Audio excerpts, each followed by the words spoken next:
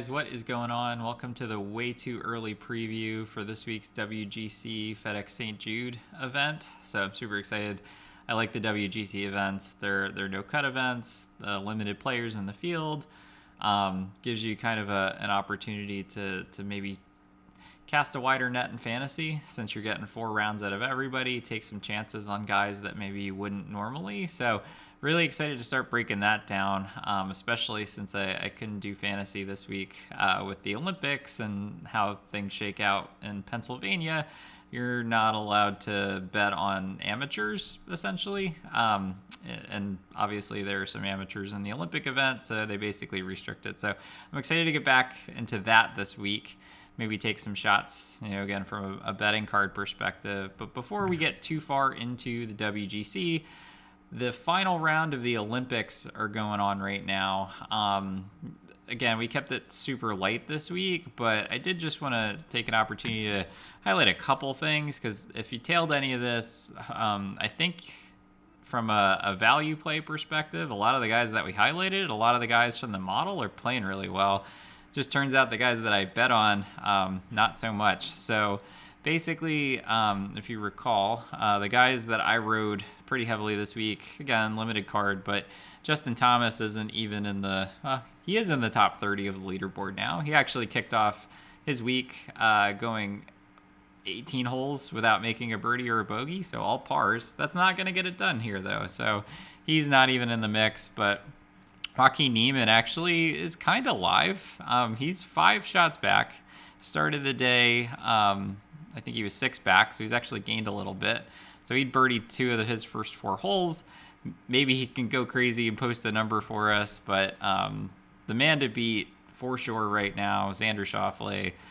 He was the number 1 play in my model. He was only 8-1, and I don't know, it's just a mental block. I don't like to bet guys that are single digits. Clearly doing well. Clearly the model was on point with this one. I'm kind of kicking myself. I really wanted to root for Team USA, but I got cute and played JT along with a lot of other folks in the community. So most likely not going to take this thing down unless something really crazy happens, but Niemann's at least live, and obviously I want to see Team USA perform really well. So still rooting for Xander, even though I feel like I missed out a little bit this week.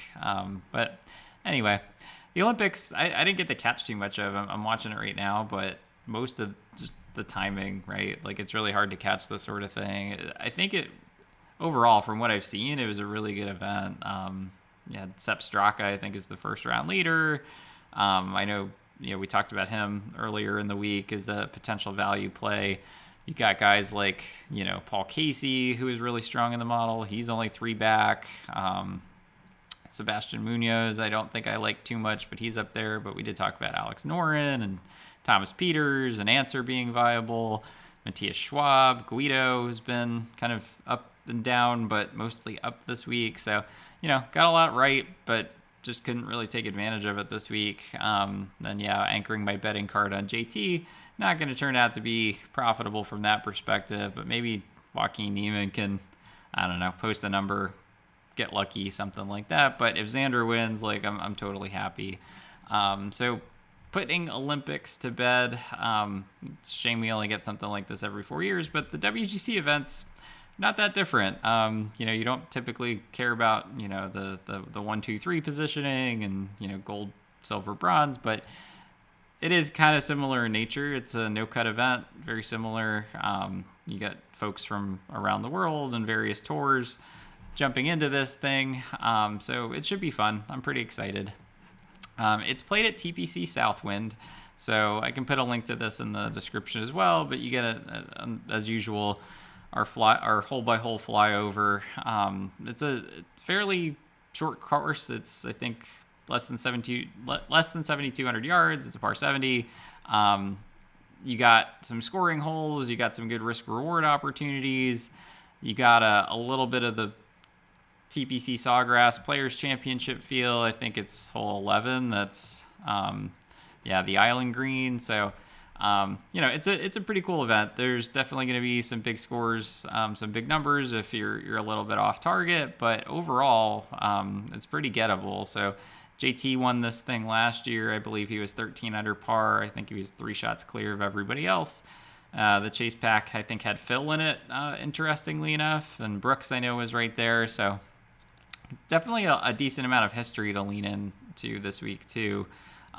This event goes back, and we have, at least a couple years of data to work with. So should be able to identify some trends. We're going to get into all that, though, in a little bit later this week, or probably Monday. It's a little late, and I wanted to get something out since it's been a couple of days and I didn't get much out for the Olympics, but wanted to give a way too early preview on this thing. So anyway, so yeah, a lot of risk rewards. You got a good mix of dog leg lefts, dog leg right.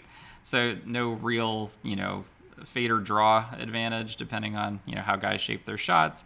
But I do think, the guys that are going to be rewarded here, as always, are ball strikers. So just jumping over to Fantasy National, again, my favorite thing in the world to look at this sort of thing. So over the last, say, 24 rounds, who's leading the way in tee to green, right? So guys at the top of the field, going to be Morikawa, no question, obviously. Paul Casey, Brooks Koepka, he's actually, again, been playing really well. So good history here, something to take a look at for sure. JT obviously won this thing last year. I think he won it in 2018 as well. So he obviously likes TPC Southwind. Spieth's been playing well. Hovland, the ball striking machine. So these are guys at the top of the field. Again, I think there's maybe 60 guys in the field this week. So yeah, it is limited and everyone's getting all 4 rounds. So, we may also want to look at things like Draftkings scoring, right? So we need guys that can make a lot of birdies, guys that can outscore their finishing position. So it's definitely, something we're going to take a close look at as we break this thing down and identify some of the key stats. But you got basically the best guys in the field at this thing. So it's not a week to go too crazy with long shots, in my opinion. I think there's probably, maybe just as an initial lean, pick a horse at the top and then maybe take some shots in like the mid-range, like that 30 to 40 range. But usually this is an event where you get a pretty strong winner. So I don't think I'm going to be taking too many shots down the board. So sorry guys like, Victor Perez, Minwoo Lee, who I know won the Scottish Open, I believe. So yeah, so you got some guys down here making, their the jump overseas for the WGC nature of this thing. But probably not a week to bet too many guys down here. So we'll probably lean into the studs, try and figure out which one we like the best. Hopefully, odds aren't out yet for this thing yet, but maybe there's some values that we can grab. It's definitely going to be interesting too to see how some of these guys react coming off of the Olympics. So we talked about just making the trek over to Tokyo, how that might have an impact on some guys. Patrick Reed is actually playing really well in spite of all of that.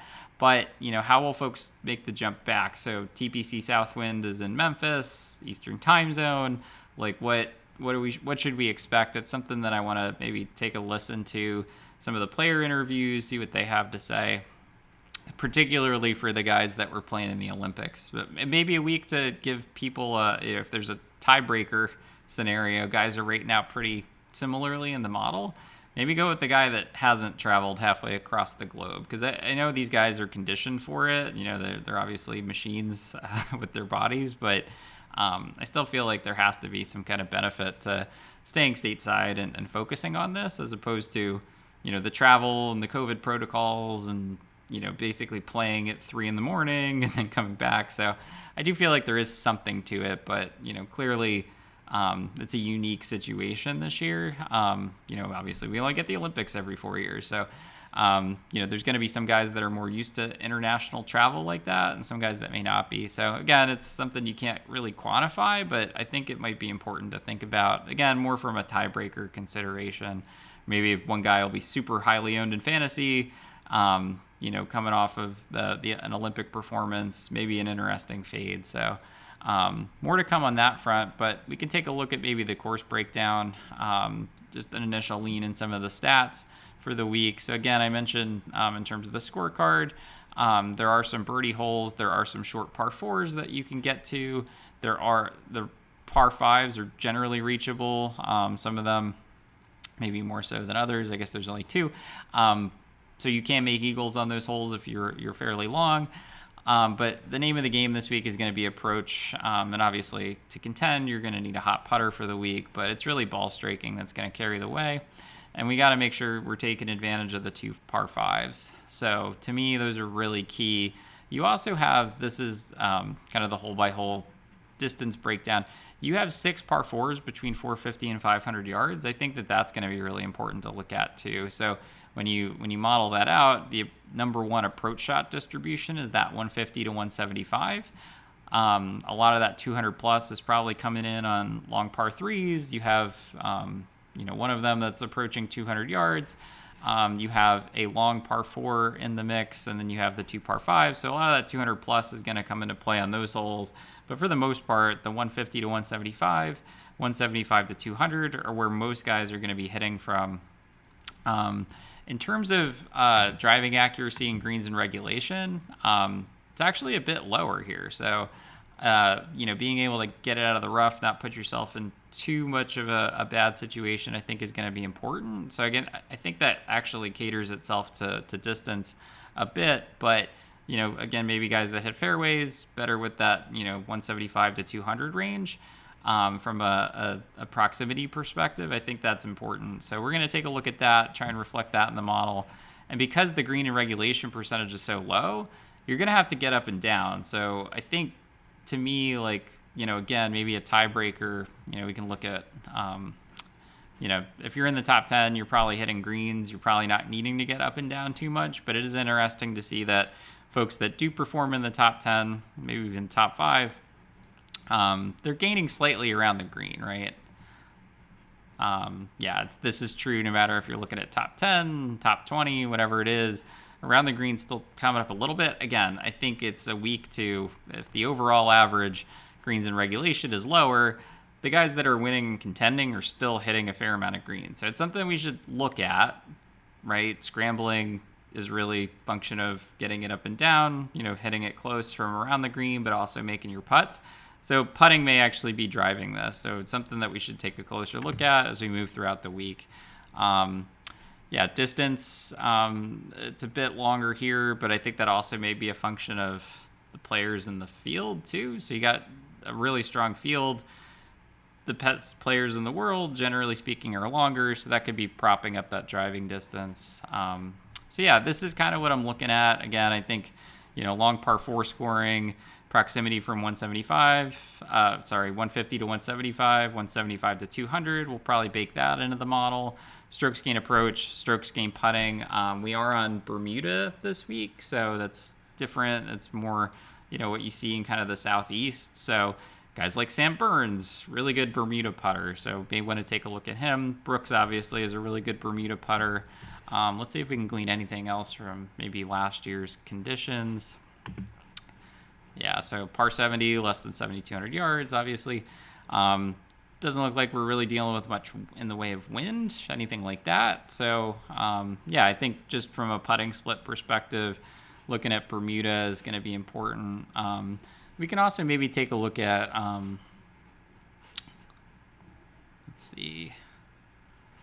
maybe last year's event, just to see strokes gained at the top of the board. So JT actually lost strokes putting last year and won, which is kind of interesting to me.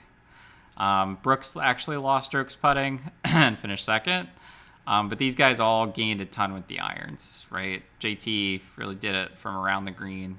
Again, maybe he was chipping it in off the fringe, or who knows. But that's really interesting to me. So this looks like a course where, putting, you can contend and not actually gain, which is kind of interesting.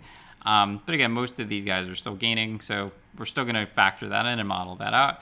Matthew Fitzpatrick, holy cow, gained 10 strokes putting here last year, so I don't know. If I were a betting man, I would say that that's probably not going to happen again. Xander, too, actually lost that approach, gained 3 with the putter, so gained 6 around the green. That's crazy. But yeah, it looks like, there are some outliers, but you really got to gain on approach. I think that's the key. So we're going to put a lot of weight on that this week, and probably Bermuda putting, and then our key proximity ranges. So we'll queue up a model here for the next the next update of this thing. Probably going to do that on Monday for you guys. But yeah, I think, we can take a real quick look at course history too. So it looks like Brooks, DJ, JT, Rory. Okay, so all the big names have good experience here. Webb is really interesting to me though. So Webb is a really good Bermuda putter. He was actually out for a bit with a neck injury. These par 70 Bermuda tracks, right? Like certain guys, because again, distance not required, but accuracy is. Guys like Webb might be really interesting for this week, so we'll keep an eye on that. Tommy Fleetwood, interestingly enough, has played well here. Spieth's played well here. But yeah, that's about it that kind of stands out from that perspective. So anyway, more to come, but pretty excited. I like these WGC no-cut events. You get a lot of volatility. Again, we're going to want scoring from our guys too, especially on Draftkings, so we'll bake that into the model as well. But yeah, it should be a good event. I'm excited to get back to East Coast timing on these things, so that way I'm not staying up way too late, much later than I should. So anyway, that's it for me. More to come. If you like the content, as always, subscribe to my page, subscribe to my channel, give the video a like. Feel free to give a shout out in the comments. We will chat here very soon. Talk about, again, the model, bring in the key stats, talk about guys that we like from a betting perspective, and some maybe value plays with respect to DraftKings. And then before lock, so probably on Tuesday or Wednesday, we'll do a DraftKings specific video, talk about lineup build, lineup construction, take a look at ownership, all of that fun stuff. So that's what's to come. Again, thanks for the support. Really do appreciate it. I think everything, I've been having a blast at this, so hopefully you guys are too, even though, it's been a couple weeks now since we've hit a winner, but we're getting close. I can feel it. So let's get one this week. So awesome. So thanks guys as always, and we will talk soon.